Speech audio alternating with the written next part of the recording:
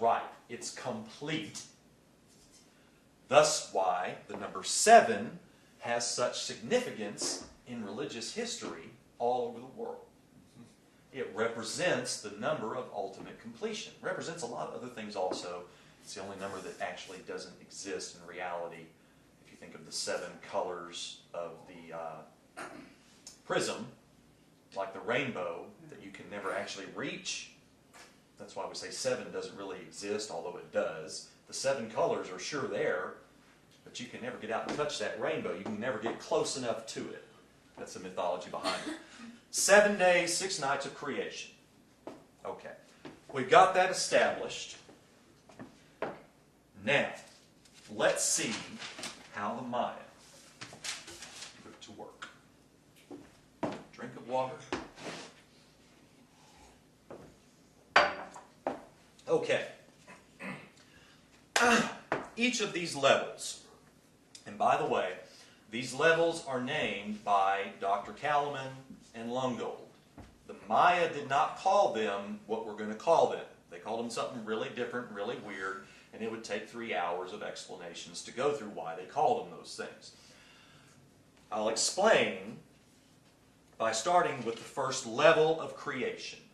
Actually, let's wait on that. Let's start with, because we're talking about calendars here, right? Levels of creation, 9 levels like they're pyramids, but this is based on a calendar. And the calendar this is based on was one that they found, this gigantic stone, I guess they called it a stela or whatever, huge monolithic stone with carvings all in it. Well, the carvings were calendars, dates, very specific dates. Now remember earlier I said that archaeologists had some trouble with certain things about the Maya. They just didn't understand them. Some of it either seemed too arcane or undecipherable, or they just didn't know what in the world the Maya were doing. This is one of those cases when they got to this calendar, because the Maya were saying that they were dealing with a date no less than 16.4 billion years ago. And that just threw the archaeologists of the 30s, 40s, and 50s into a tailspin.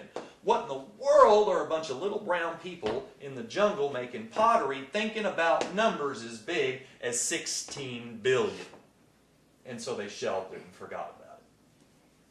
Just got carried away with their math. A bunch of rain men in the rainforest. 16.4 billion is the number of tune and, whatever. So they just shelved it. They couldn't deal with it. Well, here's what they were talking about. 16.4 billion. I'm going to stick that right here. Okay. I'll try to. Okay. What might have happened around 16.4 billion years ago? Best we can tell, that's pretty close to our current estimates for when the Big Bang happened. Birth of the universe, beginning of creation.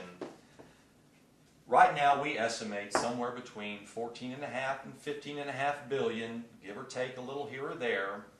We've gotten better because it used to be somewhere between 10 and 13, then it got pushed to about 14 to 18. It got narrowed back down to 13 to 15, now they're at 14.5, 15, 15.5. They keep narrowing it down because we get better telescopes, like Hubble up in space, so we can see further out, further back in time. We learn how old the universe is. Right now, about 15.5, 15 billion. So, could it be too long before we actually find out? I don't know. I'm willing to give the Maya a billion years or so. Remember, they were doing this on a 360-day count of calendars. They had a great way of doing it. They didn't have to write it all out that way. So, the first level of the Mayan creation started 16.4 billion years ago. Okay? It is called the cellular level of creation. Kalaman named these levels for the product that comes at the end of each cycle or each level. Okay. In this case, this first level or cycle of creation, its product what it produced at the end was cells. It was the first cellular life on Earth. Okay? To help that a little bit more with that, and to tie in these 7 days and 6 nights of creation, for each level that we go up, the 7 days and 6 nights remain in effect for each. Okay? But as I said, they get shortened by a factor of 20. So over here,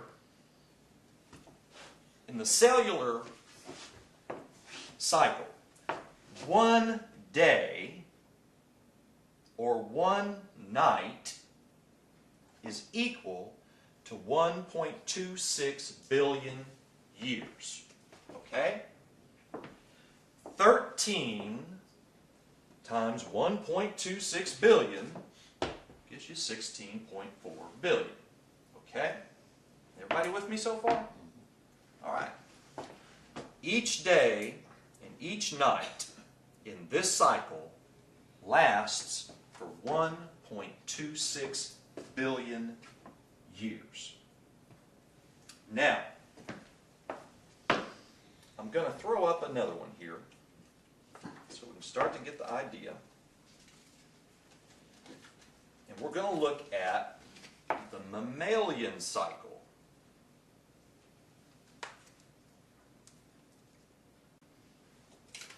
And that cycle started 820 million years ago.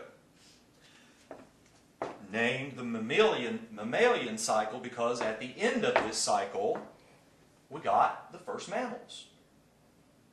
That's what appeared. Each day and each night in this mammalian cycle of creation lasts 63.1 million years. 20 times faster than the previous cycle before it. You starting to see the pattern? Throw up another one. We'll get into these a little bit. The familial cycle is the next one. It started about 41 million years ago. And each day and each night of the familial cycle is 3.1 million years. Okay, I'm going to stop here for just a second to talk a little bit about the conscious development of each cycle. Kalaman and Lungold identified, because again, the Maya are not measuring time. They really did not care a whit about how many days passed, or who was born, and who lived, and who died during any of them. They're tracking consciousness and the evolution of consciousness back to its original state at one in the mind of God. Simplest way I can put it. Okay. That's what this is all about. Kalaman and Lungold look at these cycles and they say, all right, if the purpose of God here is the evolution of consciousness, how was consciousness affected in each of these levels? And so they ascribe to each level a consciousness, what do I call it? Development. Consciousness development in each cycle that helps to bring about the ultimate plan of creation.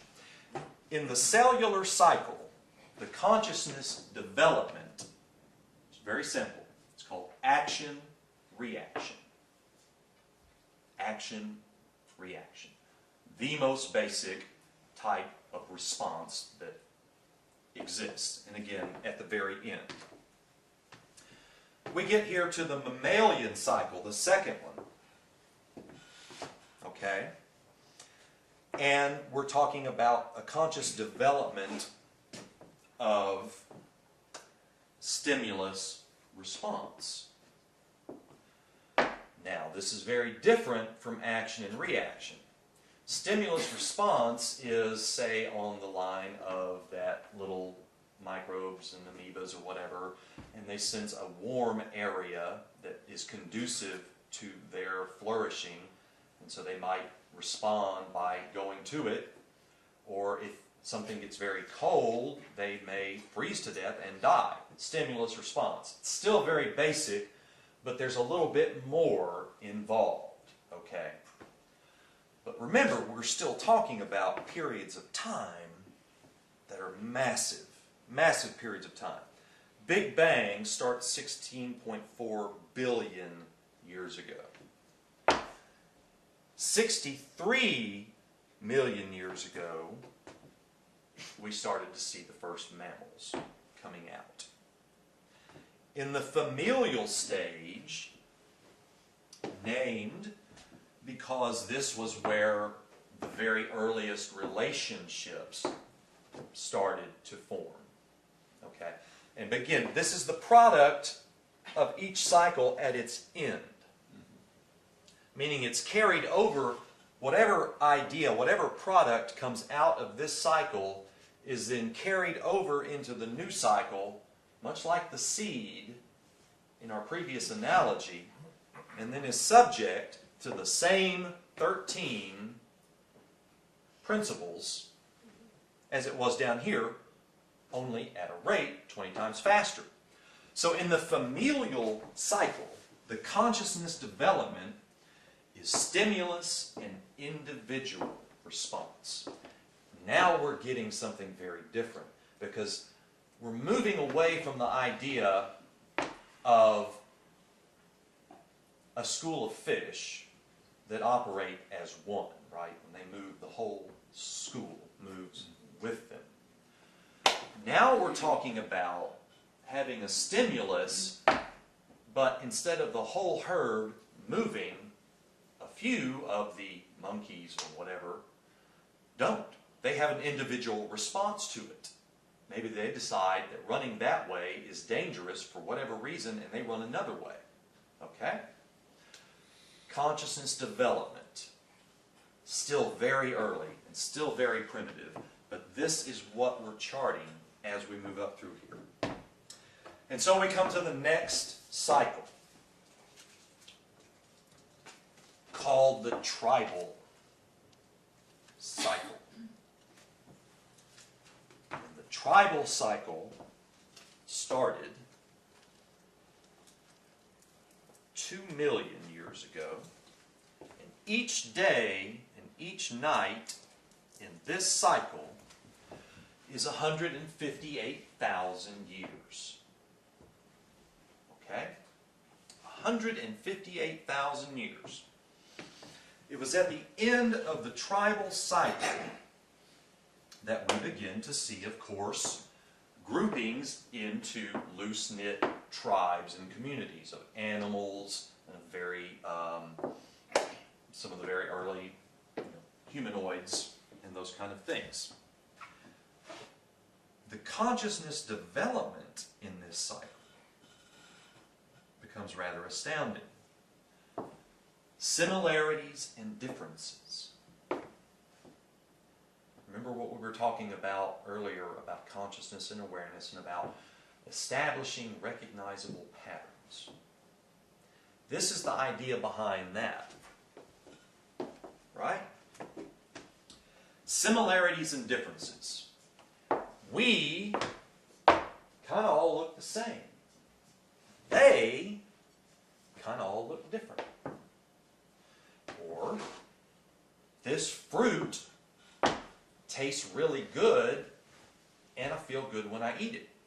This one tastes really sour and my brother died when he ate it. Okay? Well, you can see how this could be very useful to the development of human consciousness.